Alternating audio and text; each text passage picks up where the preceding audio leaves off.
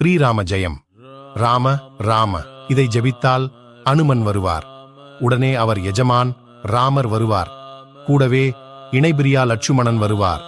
ராமன் இருக்கும் இடம் என்று சீதாதேவி வருவாள். சிவபக்தனாகிய அனுமன் வந்தால் சிவனும் வருவார்.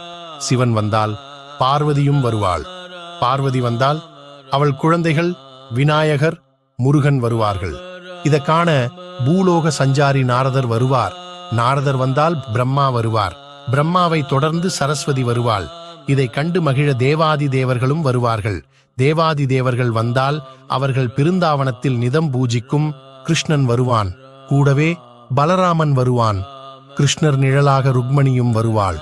எல்லோரும் வந்தபின் வைகுண்டத்தில் ஸ்ரீமன் நாராயணன் தனியாக இருக்க பிடிக்காமல் அவரும் வருவார். பார்த்தீர்களா? இதுதான் ராமநாமத்தின் மகிமை. ஆகையால் நாமும் ஜெபம் செய்வோம்.